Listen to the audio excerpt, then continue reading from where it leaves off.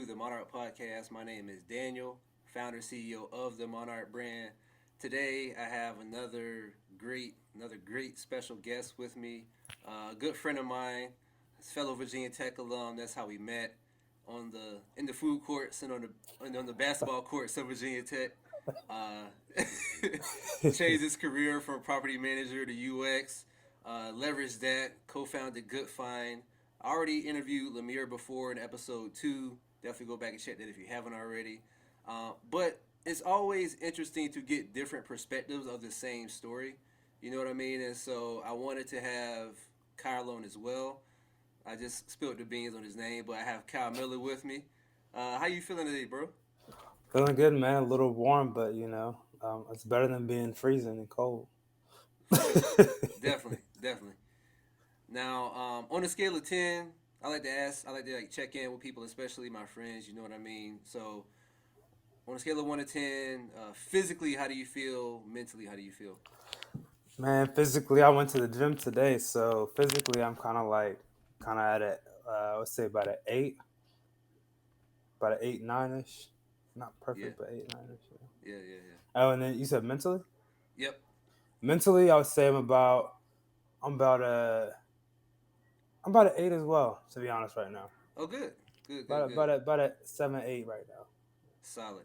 Love to hear it.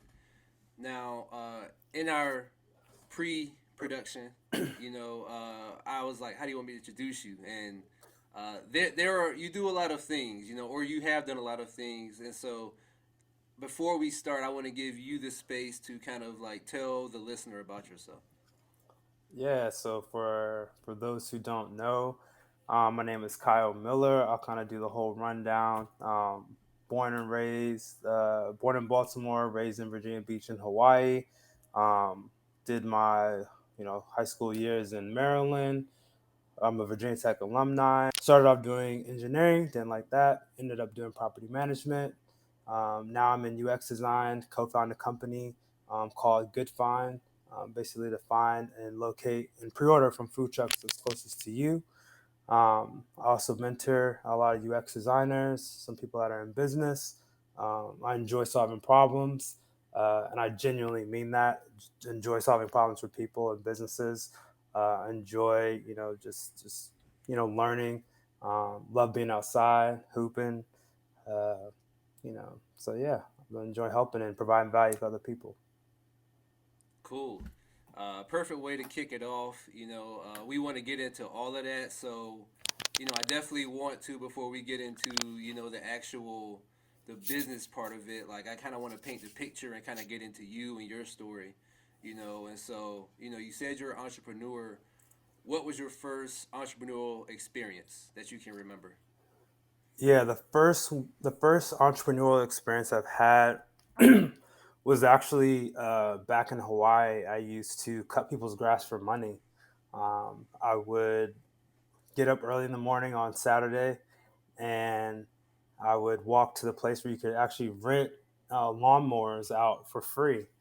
all it, all you had to do was have your military ID, and I would rent one of those in the morning, and I would go door to door, and I would actually like knock on people's door, go door to door, and say, hey, it looks like you need your grass cut. I can do it for $20, and then started making I would make a lot of money over the weekend. So yeah, that was my first time. I made business cards. After a little while, I had regulars. I had people that would let me use their gas or make me use their lawnmower. So it was like no money. I didn't really have to spend anything. Right. So yeah, that was my first time like really being an entrepreneur, and I realized how easy it was to um, make money. Yeah. I said in my first episode where I kind of told my own story, there's parts of it that's hard, but the work is kind of the hardest part because you're doing things that nobody else wants to do or somebody else doesn't want to do, or you're solving a problem somebody else wants to solve, or Hmm. somebody else does not want to solve rather. Hmm. So I definitely agree there. Did you have any other hustles between like then and let's say into college? Oh man, I had a lot of hustles. Well, I guess top two. Top two. I would say the top two that I had would have to be like reselling shoes.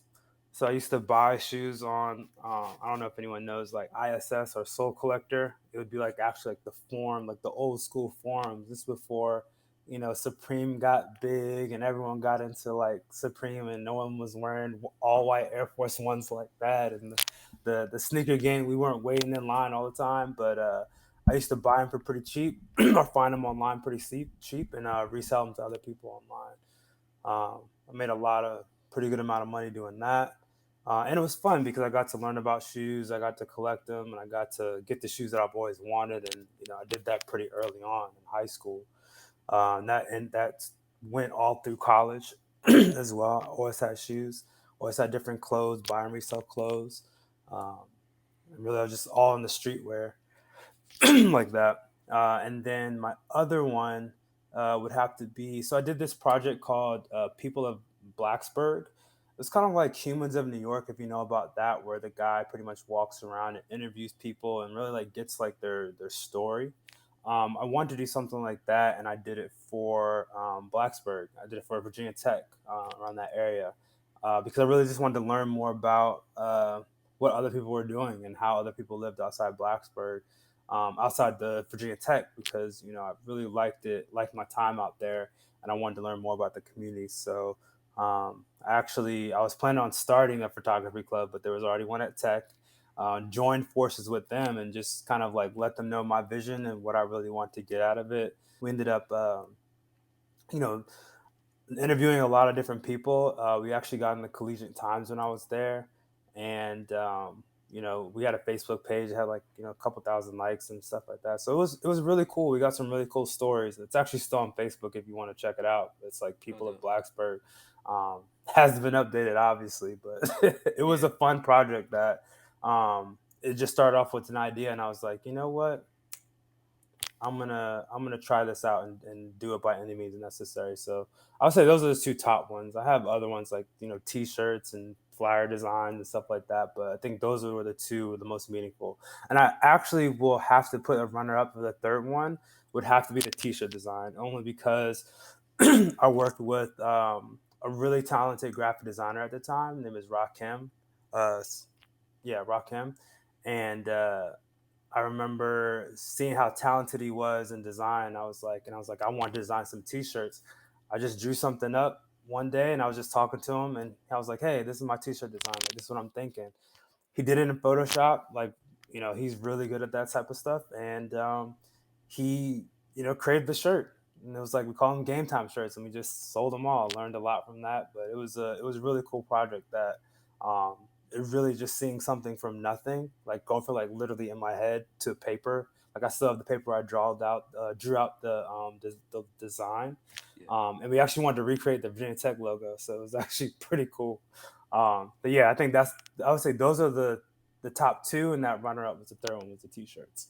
yeah. I still got my T-shirt, man. Yeah, game Oh, they time. were tough. Yeah.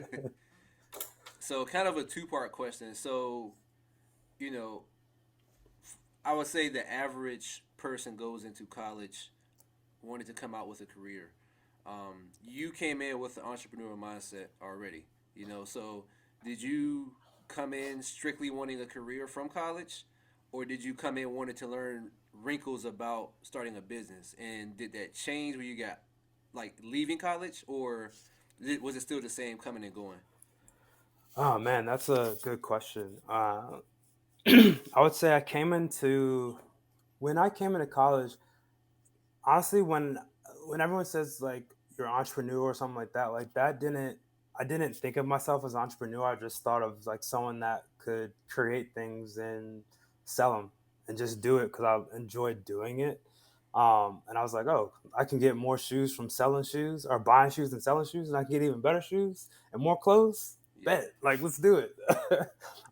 So like for me, I came into college because I always wanted to go to tech because I want to be an architect. I love designing. I love creating. I love different conceptual design, and that was really my thing.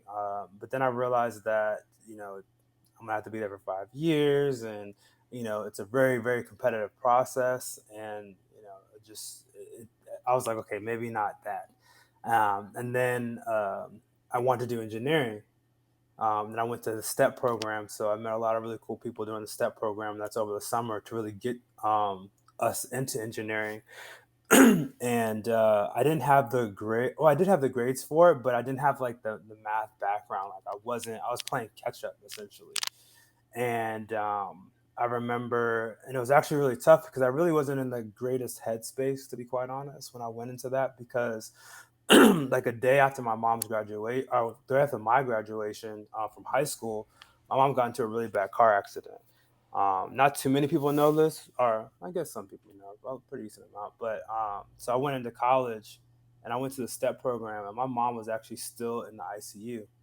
Um, because she got like just T-boned from another car. The driver just ran the red light. She was drunk. Um, and I went into college with in that mindset and that mind state. So it was very just not there. I told her, I was like, I'm not going. Like, I'm staying here with you this summer and gonna like take care of you, and we're gonna like help get this all together.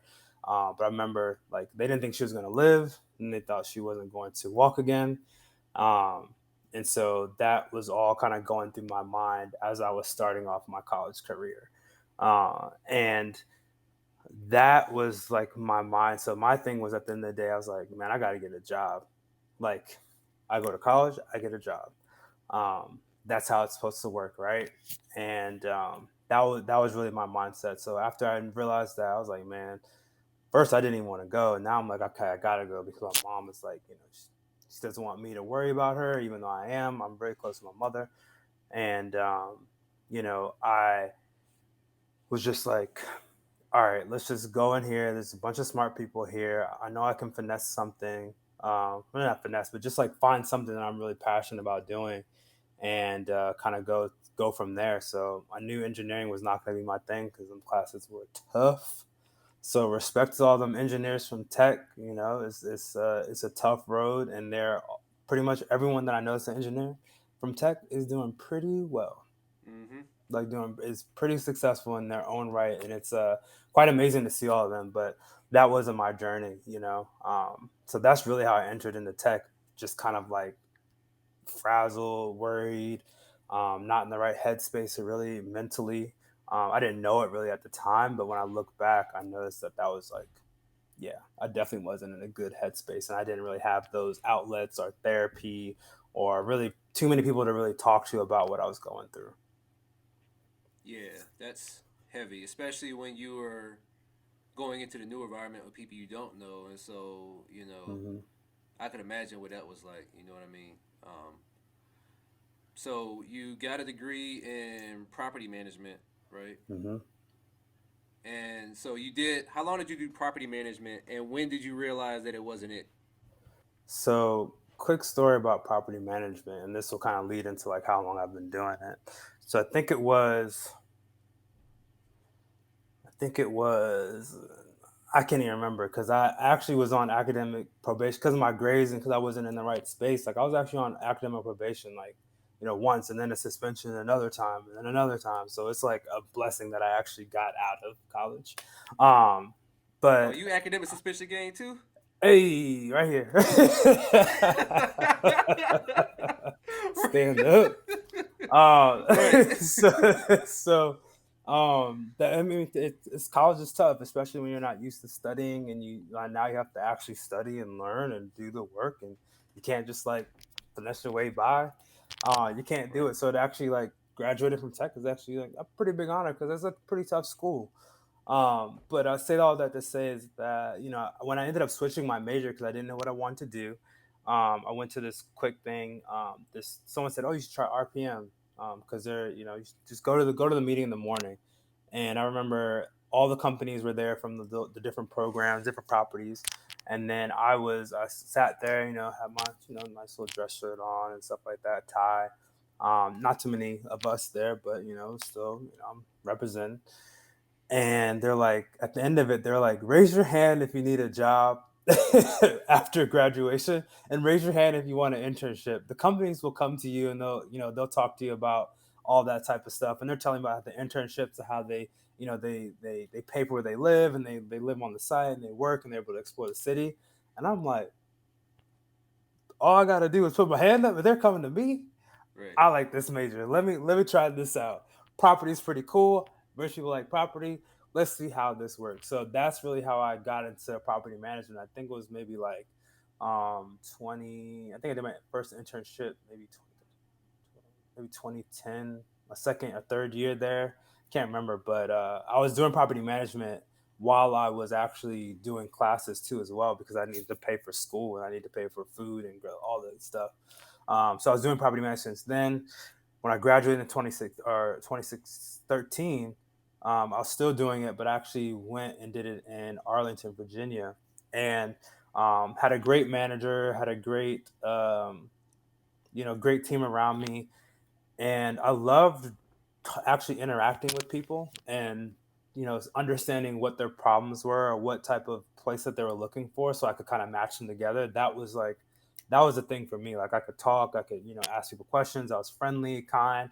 I was able to meet a bunch of different people from a lot of different places, and that was really exciting to me. But everything else, like, they wouldn't really allow me to like actually try to be a manager. They said it would take too long, and for me, I'm like, I came out of school for this. Like, I did the test, I have the book, I have the receipts, I have everything there. So like, I'm willing to do this, and I'm sure they're like, oh, we can't hand this over to like however old I was, but for me, I knew that I could do it regardless because I saw what the manager was doing. I was like, I can do this. I don't. You can't tell me to wait longer when I know I can do this right now. Even though I'm probably a little inexperienced, but that's when you learn. You kind of learn on the job. And so I remember I was always having these ideas, and essentially one day I was like, you know what, I'm kind of done with this. Like, I came up with this idea. I for basically it was gifts for like a gift keyboard, and you do the gift keyboard. You open up when you're texting people. You send gifts. I send gifts all the time. Ended up doing that. Responded to another CEO, and he was like, I said, hey, I really like what you're doing, because they were doing the exact same thing. But I created a prototype for it. I've done research because I was testing it with friends. He said, I really like your enthusiasm. We're not hiring. We're in Canada, and you should do a startup weekend. Did a startup weekend. Came with a new app. It was basically Google Maps for the grocery store, and we ended up winning second place. And it was like at that time I was like, you know what? Whatever I did that weekend is what I want to do for like the rest of my career. Like, I think this is the path that I need to go. And after that weekend, I think it was October 2014. Um, I knew that I wanted to leave my job. I was like, I don't want to do this anymore. And I thought I planned. I thought I planned for it. I was Right. like, yeah, I got credit cards. I could live off of, I could do this real quick, whatever. And I remember telling my mom, and I was like, all right, I think I'm going to do it. So I left my job in May, and then I started a boot camp called General Assembly, doing UX design. I did that for 10 weeks. And like, it was in like that moment where I knew. I remember I went in, and I remember I was talking to Lemire at this time because I was working with him. And I said, hey, I know I want to quit my job, but I don't know if I want to do UX design or software development. And he was like, yeah, you should do development. You should do development. Like, I'll be good, but definitely go in there and make your decision.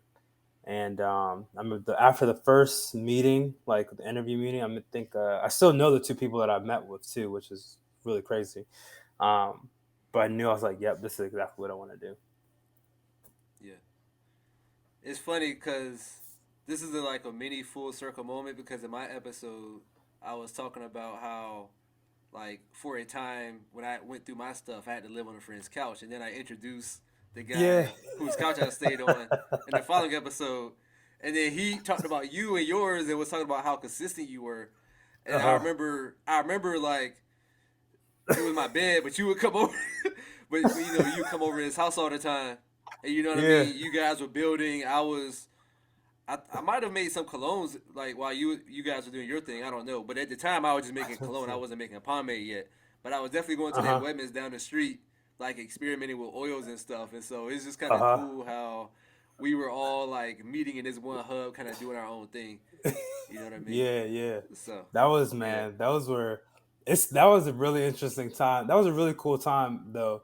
Um, just now when I look back on it, I was like, man, I was really driving out here from Arlington to Fairfax like almost every day, like every couple of days, and yeah, being out there till like 10, S- 11, 12, 1 right, sometimes, just like there, like just going through ideas or just like yeah, talking and trying to figure things out. And like I was like clockwork, man. It was fun time, fun time. oh yeah, definitely. It built character for sure. Oh, for sure.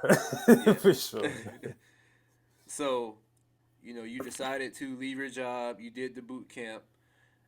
I know that it wasn't straight from like, okay, you graduate boot camp, you have a job. So can you talk a little bit about the grind, going from the boot camp to getting that first job in UX? Yeah. Oh man, that was a very tough time, and I would say it was tough, but it was also very exciting too, because that time really, like from the time I graduated from the boot camp, I was doing like different projects because I was one of the only people in the course that the team that I was in. I got hired last. um I was the only person that like didn't really have a design, like an official like graphic design background, or like a official graphic design background, or maybe into anything like marketing or like stuff like that. So I was like really starting from scratch, but I was like intended on learning it. So I was like, that whole what did Kanye say, 10 beats a day for 3 summers. Yep. That was my 3 summers. Yeah. That was my time to like. I was from sun up to sundown. I was at a desk doing design work, whether it was learning about design or changing the or doing like a design challenge, um, just any type of design, posting it, telling my story. Like I wish I still have those posts, but actually, it's actually really cool for me to go back and like look at them because I was really documenting everything that I did, Mhm. and some of it was garbage. Yeah. But it was stuff that like I needed to make those. I needed to make that. Need to continue to make things and try things and fail and try again and like, oh, this is crappy. Let's do it again. Let's like keep on trying. Let's push over. And that's when I didn't even have a MacBook at the time. Like everything designed around that time was like focused on MacBook. Even now it is kind of. Right. But it was like, endless nights of that. I was living at my friend's house that, I had some wild stories about me moving in the middle of the night before a presentation. Like I literally like presented and then went to sleep Yeah. in the class. And Right. Right. I was like, y'all can't say nothing because I already paid for Right. it. But yeah, it was definitely a tough thing. I did a lot of networking. I met a lot of people. I think people underestimate like actually networking with people. Mhm. And now it's so easy because you can set up a Zoom call and people complaining like, oh, I don't know how to talk to people. I'm like, yo. Now people are like, oh yeah, we don't have to get coffee and meet out somewhere or like go to like a meetup. You can literally hit people up on LinkedIn and say, hey, I want to learn more about what you're doing, or how do I, what do you do X, Y, and Z? Or just they're so I don't want to say it's so much easier, but we can do this. Yeah. But I networked a lot. I went to other people's, like we have this like little um, graduation ceremony at General Assembly, where it's like I can't remember the actual name of it, but you pretty much have your portfolio up and like you're in front of your own stand, your computer and stuff like that. I went to other people's ones because like I went to mine and I didn't get hired from that. So I went to other people's and I had my iPad out. I was just like, hey, like this is my Right. work. Right. Right. Like showing people my portfolio. Like I love doing this and this is what I do.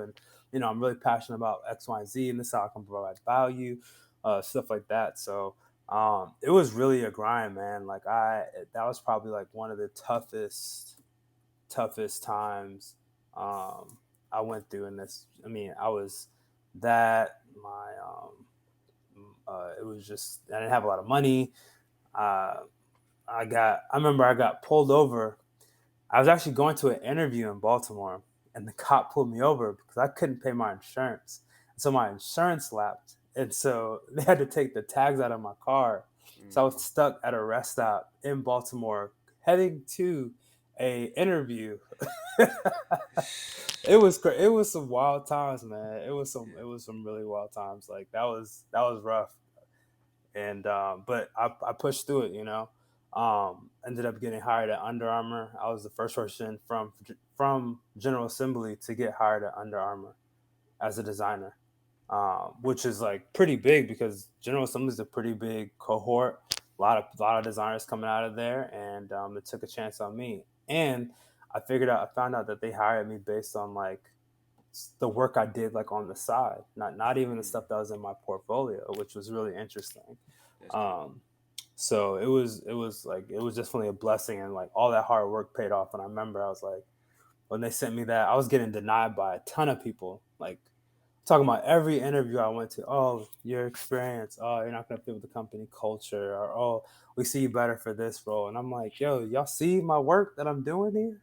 Right. Um, but you know, I kept pushing through, kept on, you know, just trying showing up and being myself. And I learned that like as I went on multiple interviews, and then also just got like rejected from like multiple rejections. I wish I had like a stack of those letters or emails of like, no, we're going somewhere else, or like, you know, just it was a lot of it was a lot of different companies. But um, when I got the okay from Under Armour, I was like, I gotta do this. So I just packed up my stuff, moved to Baltimore, stayed with my grandma out there, and you know, just went to work. Yeah. Now, there was a. How long were you? Did it take like in between Under Armour and Capital One? Because you ultimately worked for Capital One in the work of Capital One, right? Yeah, Yeah. yeah. So how? Yeah. How long? What was the time frame between those two? So that was about 3 months because it was a contract position. I really wanted to get a full time one, but that was actually a contract position for I think it was like 2 or 3 months, and I was like, I need a job, and this is Under Armour. How can I say no? Right. To be my first UX designer job, why not make it Under Armour? That's a pretty decent place. Like a couple million people hit their site a day, so or a month, and yeah, I decided to go with that, and so it took about that was about 3 months. Okay. Now, I believe I remember reading, cause like we've been cool for a minute, and I remember like reading. You did like a blog, and then you have your website where you kind of share your story. Mhm. And so between property management and Capital One, you had pretty much like doubled your salary at that point, right? Yeah, it was actually pretty wild. Yeah, yeah, I was like, dang, I didn't think I was gonna see those numbers this quick, but I appreciate it. right. So you were pretty much like you would put in the work. You could have like chill. You could have sat on that Capital One job, you know. But Mhm. then enter Goodfynd. You know, what made you like want to take that extra leap to do your own thing? Yeah. For me, uh, taking that extra leap was just like a no brainer. It just for me it just comes so naturally because I know that you know if I see a problem that I can solve or something that I think is going to stick or it makes sense, um, I'm gonna try it out. You know, and we got some traction. I was working with Lemire at the time, so uh, you know, beside the fact of us working on this like almost every day, um, you know, together and making sure it works and you know, just really really pushing it forward, and then actually seeing it help people and people actually liked it. People were interested. Food trucks started being interested in it. Started doing these more interviews and stuff like that. So I knew I had something. I knew I couldn't I didn't want to look down the road and be like, man, what if I would have actually like did that? I wish I would have did that food truck idea. You know, Yeah, I didn't want to do that. So um, I just went for it, and you know, it turned out playing out pretty well. yeah. So what were the early phases like? Like I know for sure, but I know that you and Lemire were working on it earlier. Can you talk about so between it started while you were still working at Capital One? Mhm. Funny story actually. I remember I was looking for another photo like the other day, Hmm. and I saw that we did a video, me and you. I think Lemire couldn't make it, Hmm. but you let me in the Capital One's office, and we did that video submission for Oh Y snap! Combinator. Yeah. I, Yo, I forgot about that. Oh man, yeah, yeah, yeah. We did do that, so, so like from the man. Capital One slash Goodfynd days, like from the inception to let's say like 2 to 3 years out, right? Can you talk Mhm. about a little bit about that process and what that was like?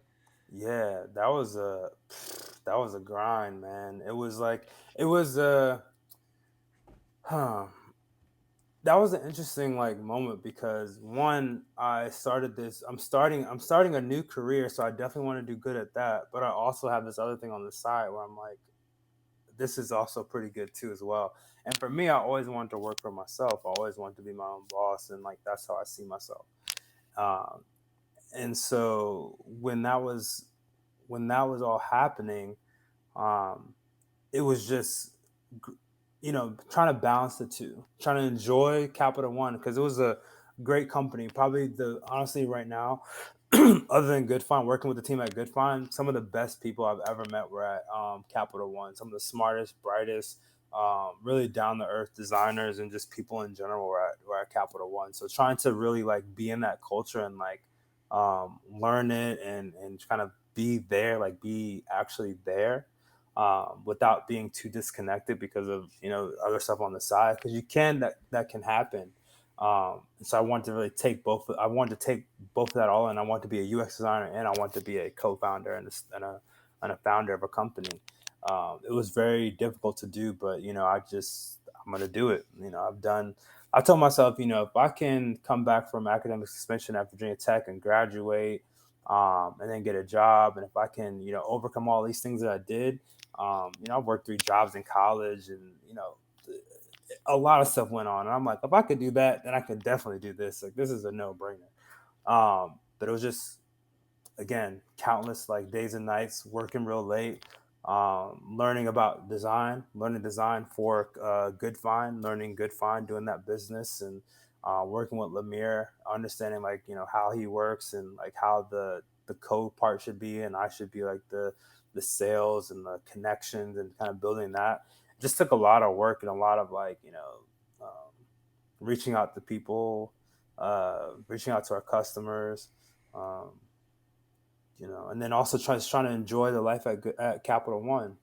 Designing, taking design trips, and going to different conferences and learning different, and meeting different people, learning from other people in the industry too as well. So it was definitely just a lot of just nonstop kind of movement forward. There really wasn't like a pause button. I feel like at that point. Um, yeah. Yeah, I remember that during that time, Lemire would always stress to us, we are part time, but we gotta make it look full time. Like And we made it look full time. we really did. Like I still remember, cause I was working my full time, and then I was working like Equinox several days a week, Oh yeah, part yeah, time. yeah. So it was like 8:30 to 5:30, and then 6 to like 11:30. And so the gym rush between like 6 and 7:30. People showering and stuff between 8:30. Use the steam Hmm. room.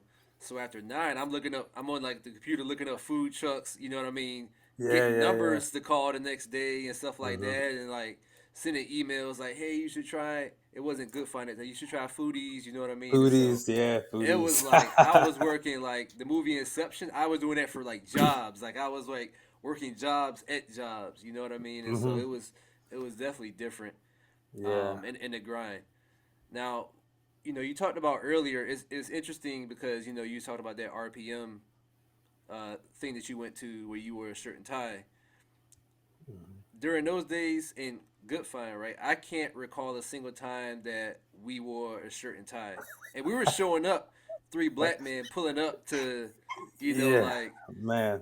so on top of people not knowing who we are and trying to establish legitimacy, there was a certain energy, and I would attribute that to you that you brought to us. Like, look, Hmm. this is who we are.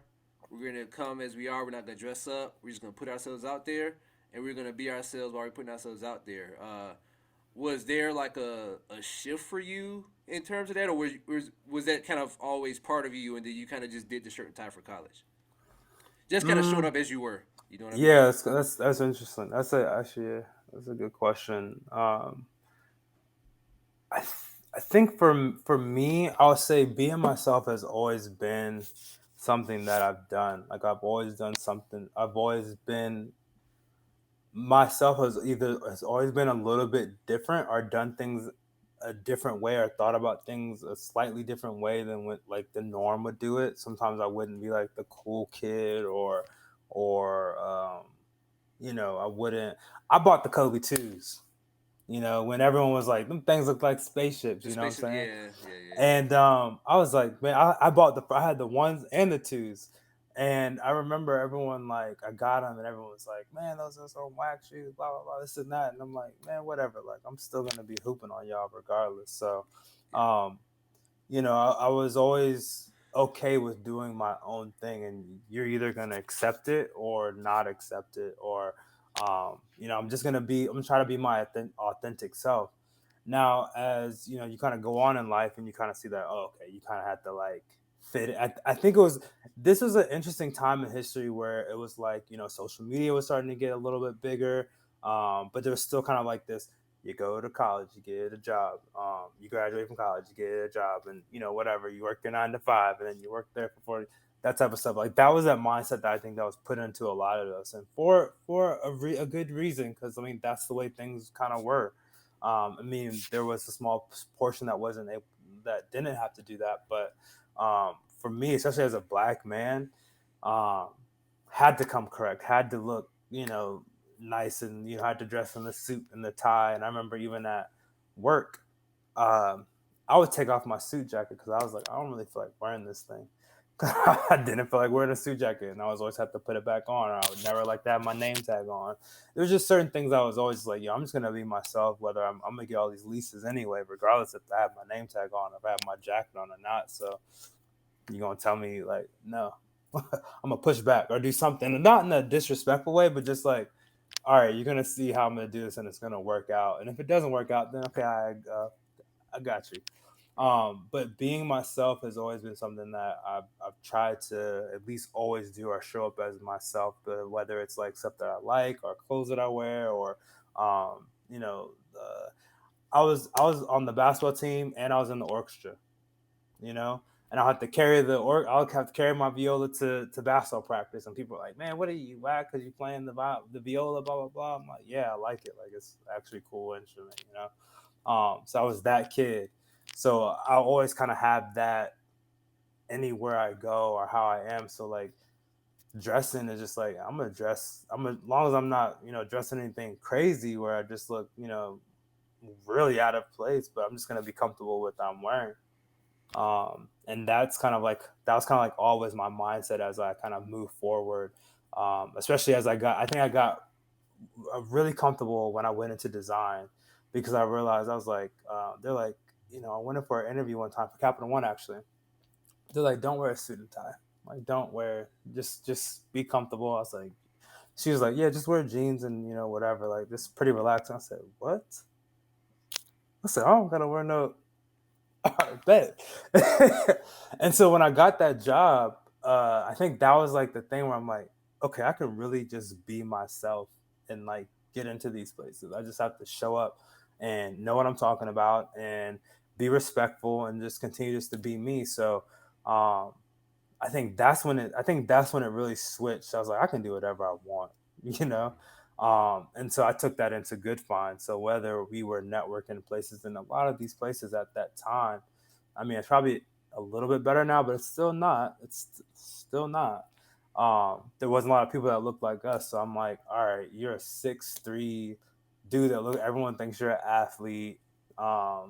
And you're talking about like a tech startup and food trucks and stuff like that. So some people don't take you seriously. Some people look at you like, oh, like what? And some people, but then it's also good because you stand out, and then you're able to talk to people. And I grew up in Hawaii, so I grew up around a lot of different cultures and ethnicities and race, and so it's easy for me to just like be empathetic and also like understand kind of like who you are or ask a lot of questions. Like that's my nature. It's like I like to ask a lot of questions, like to understand what people are about. So the way I dress, really, I'm just like I'm gonna dress the way I like, and I dress pretty nice. So you know, it might not be a suit and tie every day, but it's definitely gonna be something that either you remember or something that's like, oh, okay, he's clean.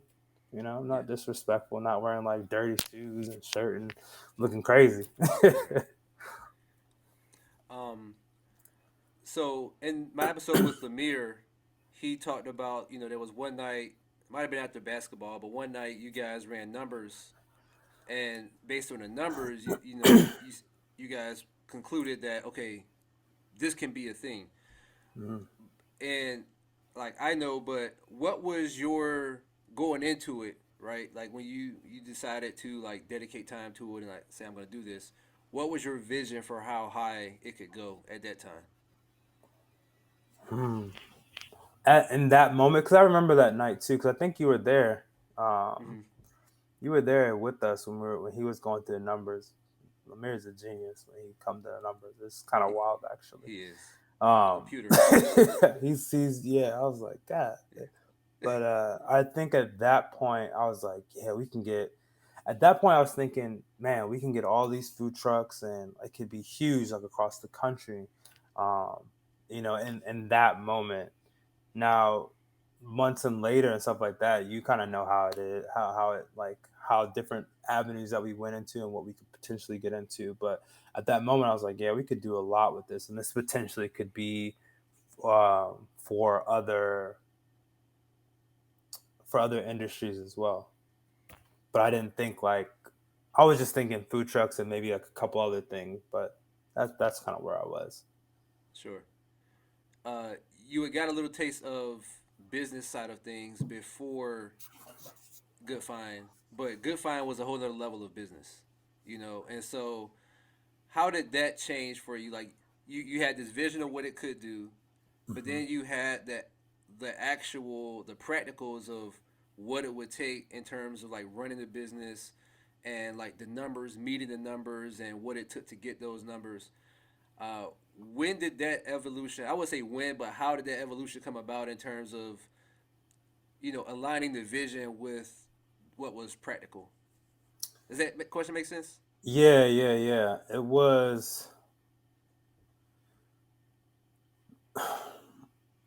It's interesting because I feel like we did those numbers. Lemire's more the numbers guys, and I was like, all right, this is what we got to hit. We got to talk to all these people. We got to in my head I was like, yo, how can I get as many people as possible um, on this as quick as possible, and how can I do that?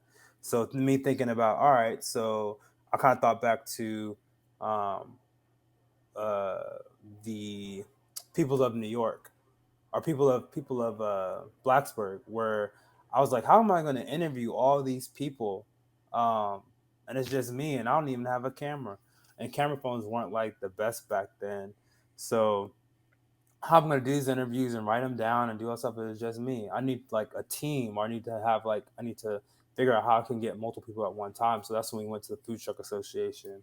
That's where we all went to where all the food trucks were at and just kind of talk to them. So I tried to figure out how can I get more people quicker? How do I hack that? How do I growth hack that? So that was something that I definitely continued to think about. It was really just learning while I was doing. Um, a lot of it was like learning while I was doing. I mean, we did the trying to get people on the platform. I was like, oh my god, this is like a lot harder than I thought it would be. Like seems like a no brainer. And just talk, not realize, okay, I gotta tailor what I say. I gotta pitch it this way. These are the values, and I was just like learning it as I went.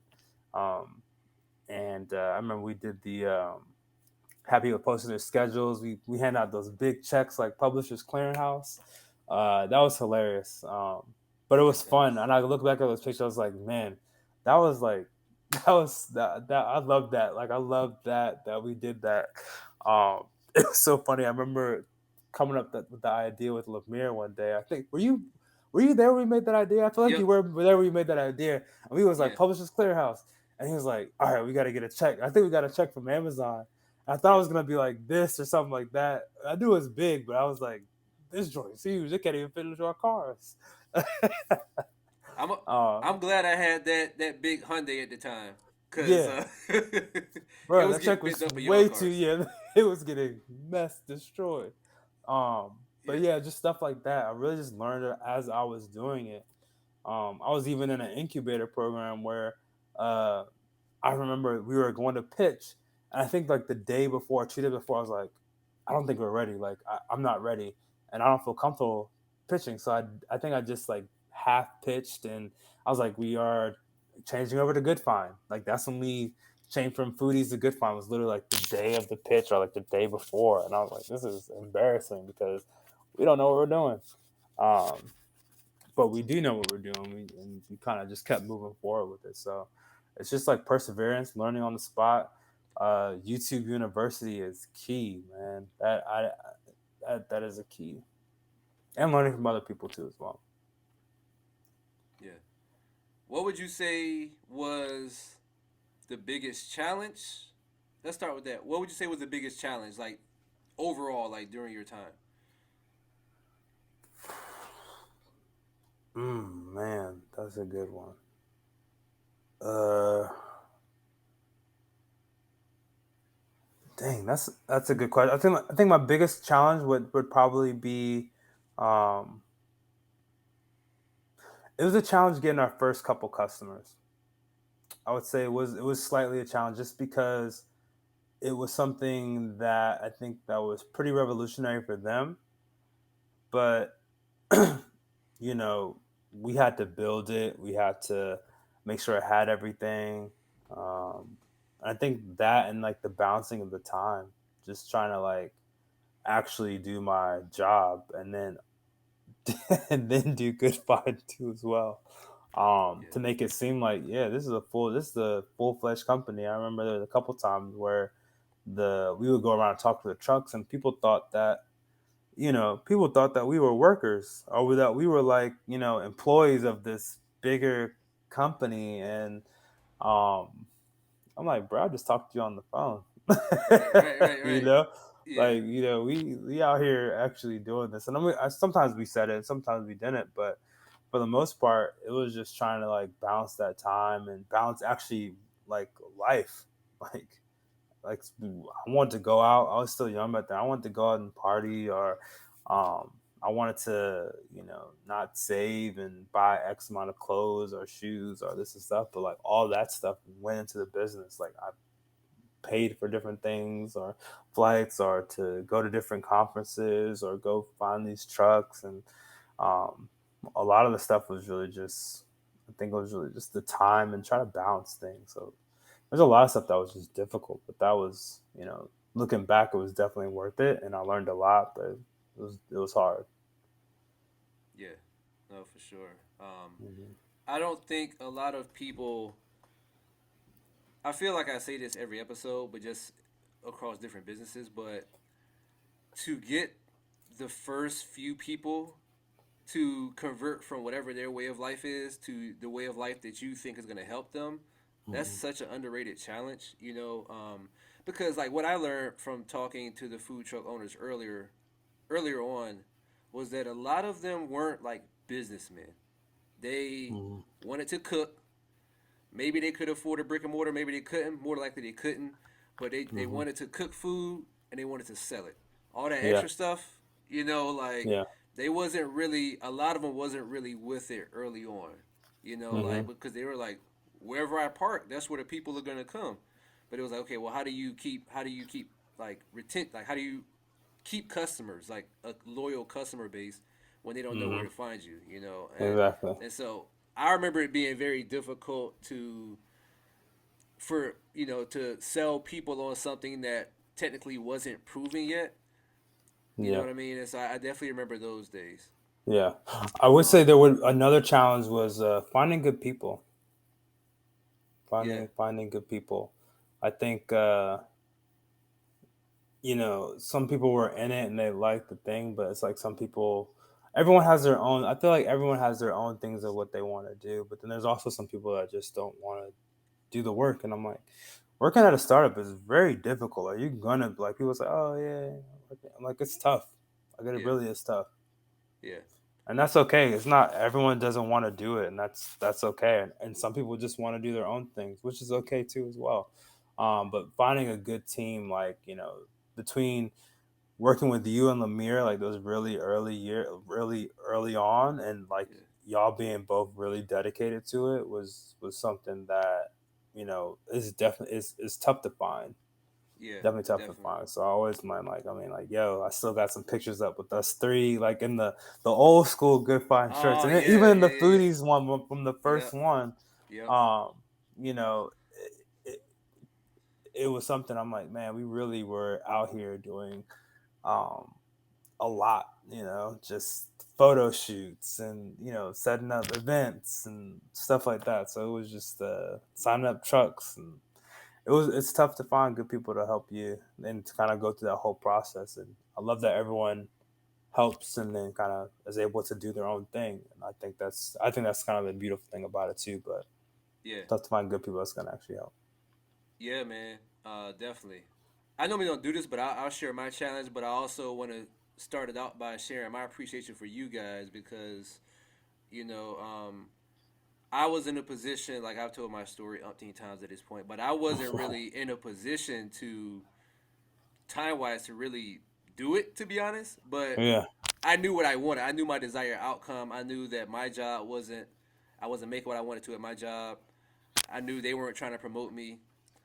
Hmm. Um, I was building Monarch at the time, and I was Hmm. working at Equinox, and so like it was for me, it was like finding that time, but also it was my like challenging my ego as well because like you guys were even in terms of like the people I worked with in my 9 to 5, you guys were the smartest and the most ambitious people that I had worked for, and this was the most abstract thing that I had done, you know.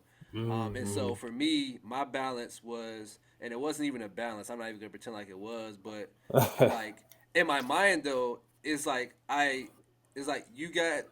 you guys contributed what you contributed, which by far was the most, in terms of like the value, the backbone of the company. And I kind of came in, kind of filled in, and was dedicated to it.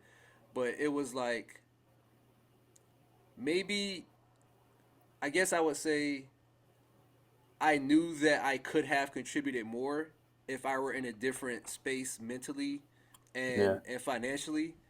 But it was like I'll give you an example, okay? I talked to Lemire about this, not on our episode, but just off air, because I thanked him too. But I Mhm. remember when we had that going into that conversation about equity, like that super early conversation, Oh and man, that was tough. I still cringe when I think about that because like I knew that it was coming.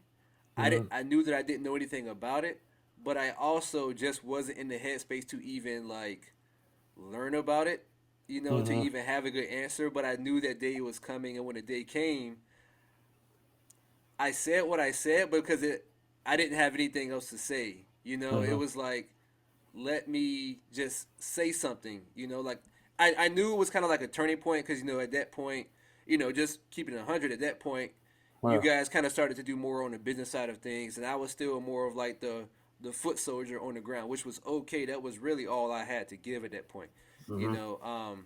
But I would not have been able to have a vision for myself and a own vision. Maybe I would have, but I'll say that you guys helped me to learn about business. From a standpoint that I had never envisioned before. Hmm. And when I got to a point where like financially and mentally, I got out of my, I just say out of my feelings to kind of gloss over it. Not necessarily towards anybody, but just out of like my emotional, sort Yeah. of pit. I was able to like take that experience that was frankly kind of embarrassing for me to not really have much more to contribute in turn to add and just like to kind of maintain. Hmm. Um, I was able to take that more, and kind of apply it to my own stuff later. Yeah. So I definitely appreciate you guys having the vision. Um, Lemire seeing it for what he saw it as, and learning how he worked, and you seeing it for what you saw it as, and it just worked, because it takes all kinds to run a business, right? And so for me, I had to get to a point where like, okay, as long as I can, this is what I'm able to give. Like regardless of what I think I can be, this is what I'm able to give, and all I can do is like do my best giving that. You know what I mean? Hmm. Yeah. Um. No, So we're yeah, thankful for you. I mean, we're definitely thankful for you. Most people wouldn't even, help in the fact that I think you did the best with what you had. And I think that's all that we can expect from anyone, really, at that point. And, I was always, when you started your monarch thing, I was like, dope. I was always like, let's support. Like, I'm trying to get that when I, have my short hair. I was like, yeah, let's yeah, do yeah, it. yeah, And yeah, always a big supporter of people that want to do their thing. And I know you yeah, were going through a lot too as well, so it's yeah, something that we're all going through things, and we're all handling things a little bit differently. We might, we live and we learn, and we kind of just push forward. So I yeah, think if people are understanding of that, you know that's a that takes a lot to just even speak up and say something, and then also venture out and do what you want to do. I think I was like, do your thing, man. I'm always going to support you regardless. So yeah. It's kind of like a microcosm a little bit though, you know, because like when I think about that time, I also think about how many more of us, like black folks in general, that probably could do more or probably could dream bigger if they had the means, if they didn't have to worry about like putting gas in their tank or, hmm like paying the light bill and stuff like that. You know what I mean? hmm So, you know, just not to get too far off topic, but I really hope, and there's been more of it, but like, hmm I'm glad to see, more of a space where we're forming a community of like dreamers where we can, even if I might not be able to provide financial support, I can share perspective. You can mentor people, you know what I mean, and help hmm people to like dream or maybe dream bigger or stuff like that. So you yeah, for know sure. um, so now you're still a co-founder. That has not changed, but you step out of the day to day. Was there a particular moment for you where you realized that it was time to sort of, I guess, remove yourself in that capacity? uh yeah, so it was like, for me, I've always wanted to solve problems for people and provide value for people. And when you're starting a company and when you're building a company, and you can only be focused just on that one problem that you're solving. And Goodfynd is definitely still like helping a lot of people. But I feel like what I really was passionate about is like really UX design and design strategy, and being able to do that for multiple people and for other avenues. I thought that I kind of want to continue doing that and really try that out again, because I wasn't being able to really do that at Goodfynd, as much as I wanted to. Like, I would be able to do it every once in a while, but we hire designers, we do different things, and so it's like, oh man, like the thing I spent all this time on, I can't really, Yeah, I can't really do it as much as I used to. yeah, So it was at that point I was like, you know what, let me do this. They are able to take care of that on that space, and they're still growing, doing really well. But let me try this, and let me really get into this, because I feel like um, I didn't go as full in as I wanted to in design, and that's what I was really passionate about. I was like, man, I love doing this. Like, I can really sit into, you know, hackathons and like hear people's business, and people would reach out to me for business. And I remember, you should do things that give you energy, that pump you up. And I remember, I can't remember who said that, or where I heard it on YouTube or whatever. But I remember when I was talking to people and helping people with UX design, and um, or just like helping people with their business, and I would have these like calls with them. And I remember after, I felt so energized. I was like, man, I was hype. I was like, man, we're just supposed to be a 15-minute call. It turned into an hour. yeah, And they're like, man, I feel like this is like definitely opened my eyes, whether I'm like helping them with like stopping what they're doing and pivoting, or like making them sit back and like, okay, this is how I have to attack certain things, or oh yeah, now I feel more clear about going into this portfolio review or with UX design, or Okay, now I don't have to do these. Go with this developer. I should try. This is how. Now I have a clear step of, oh, I should do my development this way. And after that, like when I was doing those calls, I was like, man, this is what really excites me. Like this is what energizes me. I was like, Right. so yeah, that's when I kind of knew. I was like, you know what, I want to follow that energy, because if I can do something, they say, do something you love, and you never feel like you're working. Like, well, wherever the quote goes, but. Um, I feel like if you do something and you're truly energized by it, and it kind of lifts you up and makes you feel good, and after that you don't feel tired, it feels like you just like was in a spa relaxing. Like, I don't know, for me, I was like, I want to continue doing that. It was Right. almost like the startup weekend. I got that same feeling where I'm like, man, people are like, man, I'm done for the weekend. I'm tired. I'm ready to do whatever. And I'm like, yo, y'all don't want to start this business? Right. Or, I was like, I could finish the rest of this app like tonight. Like, they're like, nah, y'all got to get out of the building, like for real. Um, Yeah.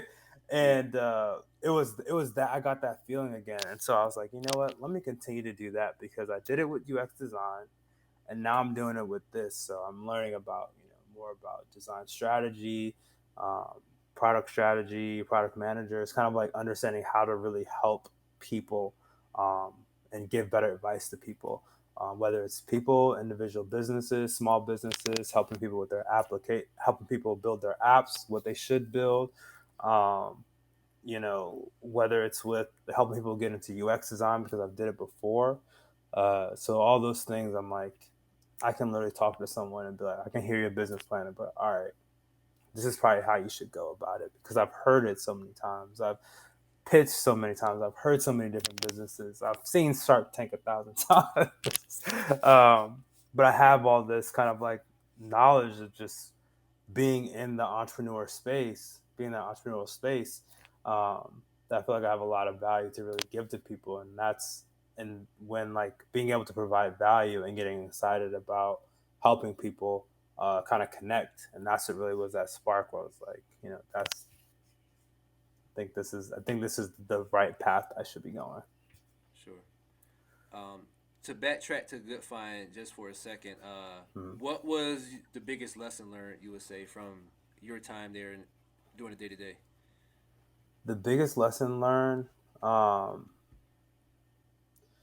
I would say letting go of your ego is probably one of the biggest lessons learned, biggest lessons that I've learned there, because I started it. Like um, that was the first idea I pitched in my UX design course. Was they said go out there and solve a problem, and Goodfynd was that problem, or finding food trucks and pre-ordering and all that stuff like that. Like that was the problem that was the thing I wanted to solve. So like starting with that idea and then seeing it grow to multiple people get interested in it, and then it's helping people, and then it's like really helping people, and then we're getting funded, and then more people come in, and then you know people that are smarter are better at you than in certain positions are in the company now, and you kind of have to let go of like, oh, this is mine. It's like, no, no, no, you're helping a lot of people, and you're being able to provide value for a lot of people. You're being able to provide jobs for a lot of people.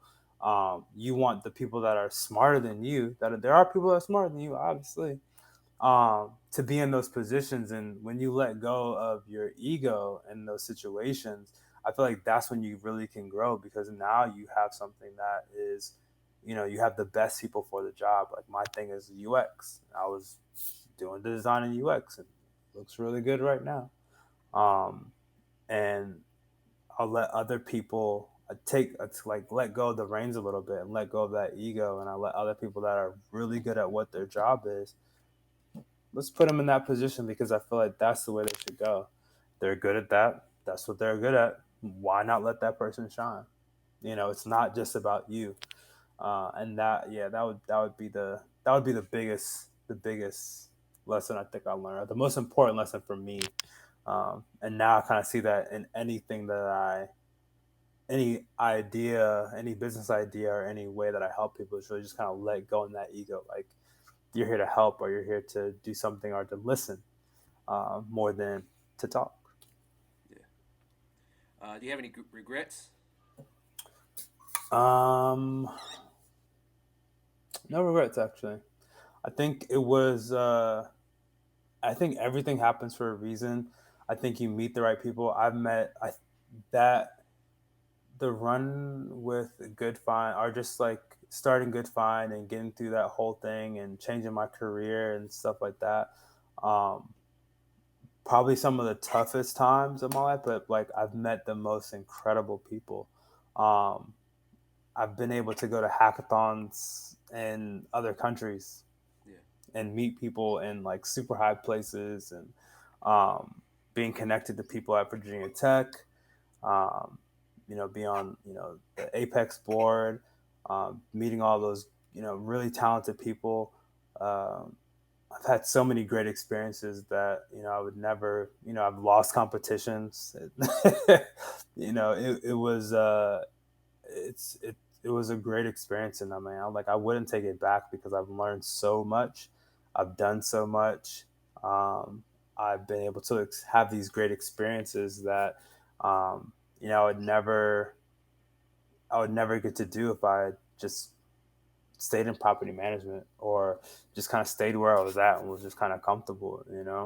yeah, Um, had some funny times with y'all, with Lemire, with Sophie, hmm um, and still having funny times. But I remember one thing that really sticks out to me, and I think like account this to Lemire, is that we were wearing both basketball shorts, like we just got done hooping, and we were doing these pitches. And I remember we were pitching, and I was like pitching to these investors that came for the day. And everyone else was, some people were kind of dressed up, kind of like dressed a little bit nicer than normal, and we were like literally in basketball shorts, flip flops, shirts, backpacks on, and talking about Goodfynd. And yeah, these people were amazed. They were like, "Oh no, this is, we gotta bring another investor here." I yeah, was like, yeah, and it was at that moment. I think uh, hats off to Lemire. Um, is like he was always comfortable just being him. yeah, He's taught me a lot about that, and I would say that was one of the, that was like Sophie will always get on us about that, but it was like literally, I think that was another one of the turning point where I was like, wow, we can really be ourselves. Like we can really. That's when it took it to another level. Um, when he did that, and when we did that, and we were in that room, and people were just so interested in they're taking people from other people's rooms to come into ours and listen to our pitch, listen to the business that we had, and knowing that it was going to be really big.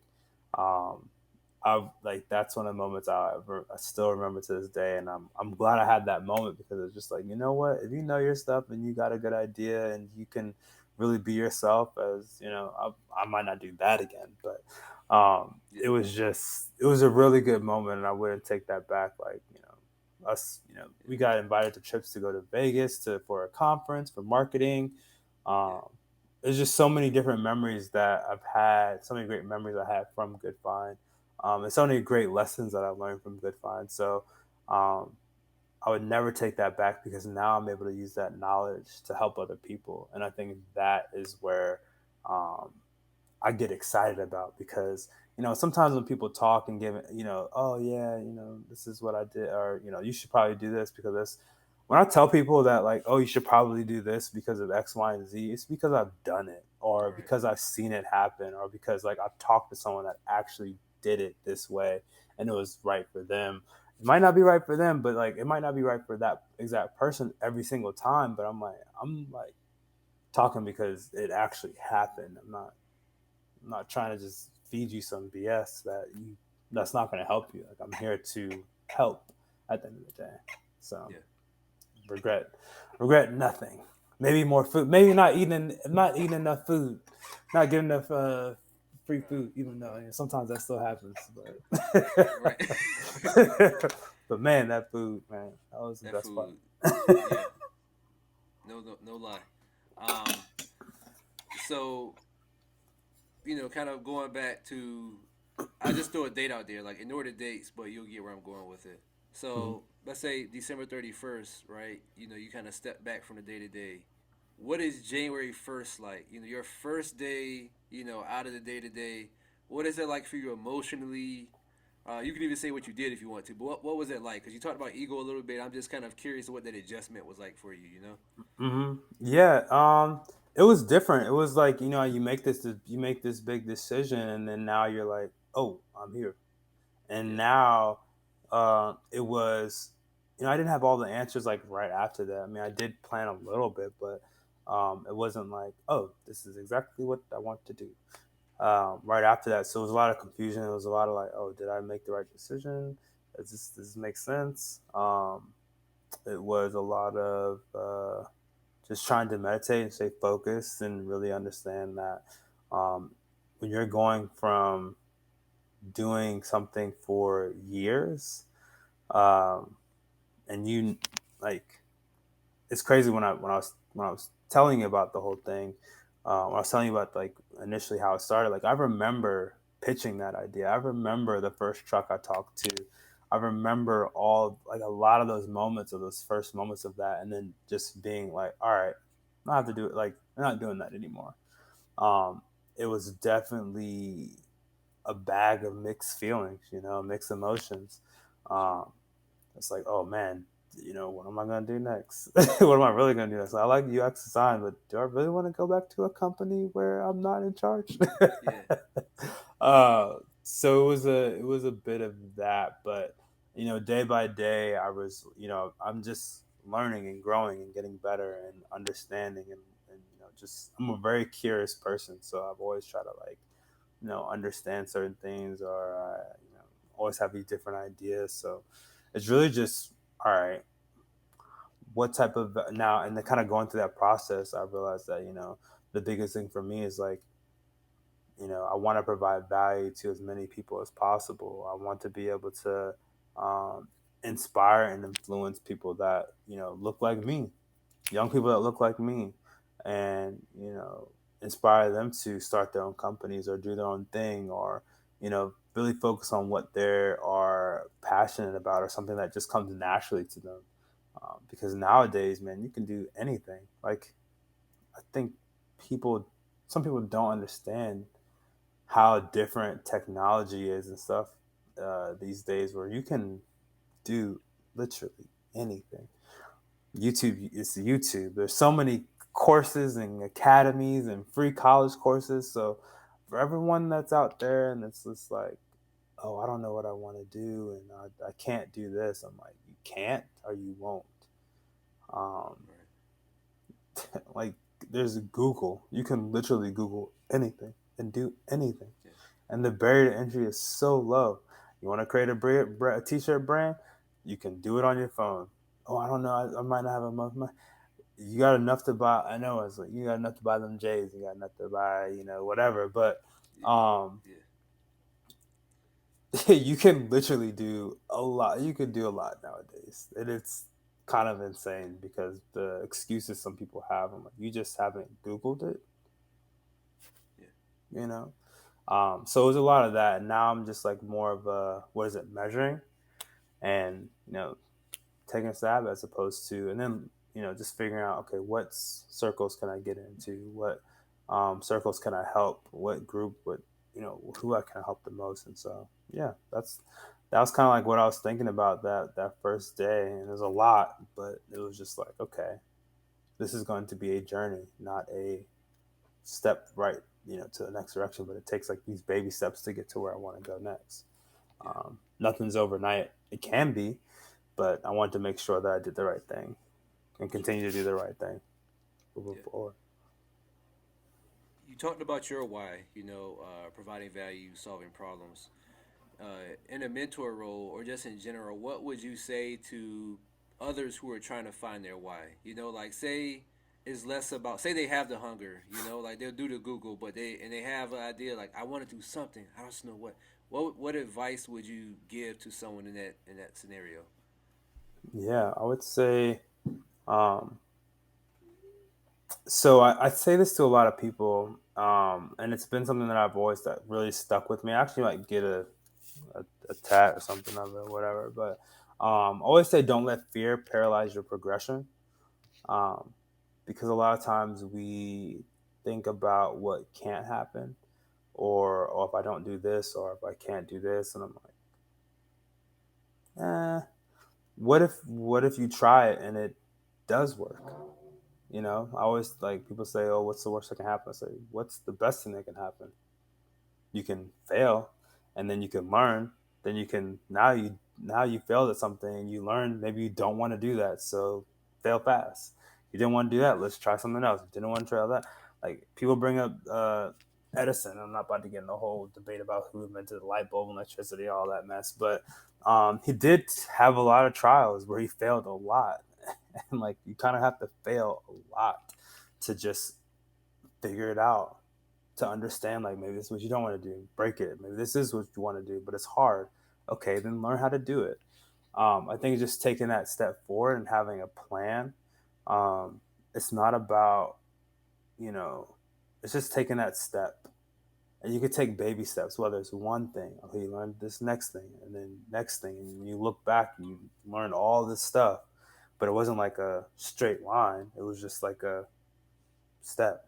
And also don't be too hard on yourself, because there's too much going on in the world right now for you to be hard on yourself about that.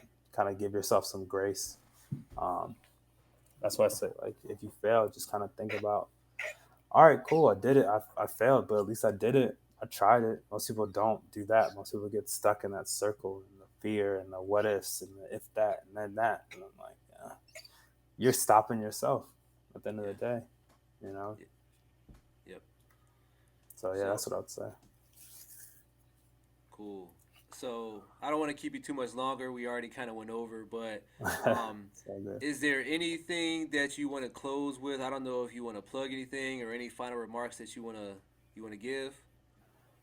Yeah. I guess I'll close with, I feel like by the time this comes out, well, I don't know, you might release this pretty quickly, but um, I am working with people.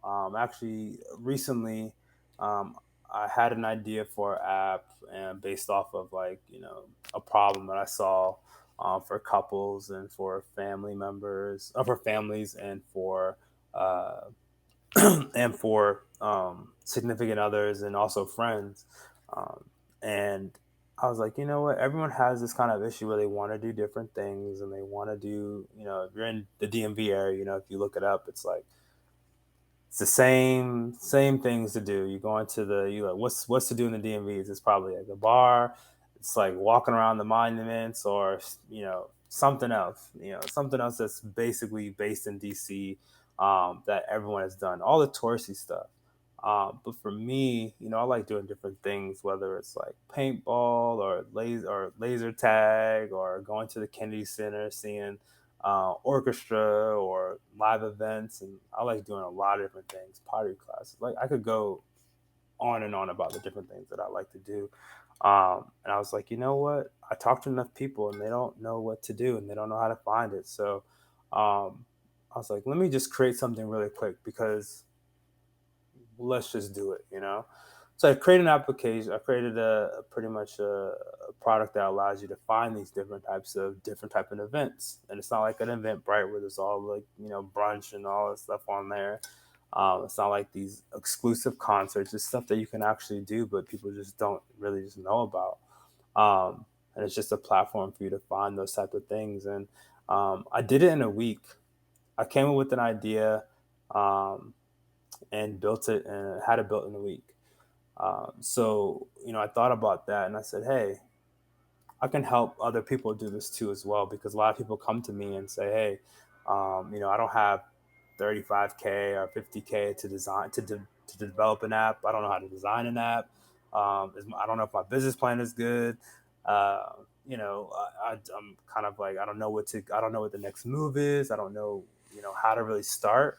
And for those people out there that are kind of like going through that, I've had enough experience to where I can pretty much help you to get you that MVP, that really like that first step to say, okay, this can be a real thing where I can make real money off of it, and charge people, and create a really good experience, or really test it out for myself where, hey, might as well spend, if you don't want to spend 30 to 50K trying to get it developed, and they might run off with your code and all this other stuff.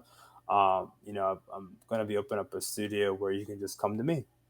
come to our company and we can walk you through that business thing. We can walk you through the business steps of like, how to set it up.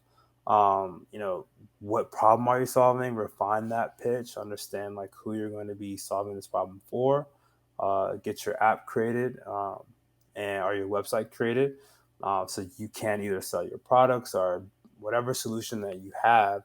We'll kind of go it with you and like have your app developed, in a month and have it live for people to try out. So, um, yeah, that's kind of the only thing I really have to plug because the main thing I want to do is really help people get that first, take that step.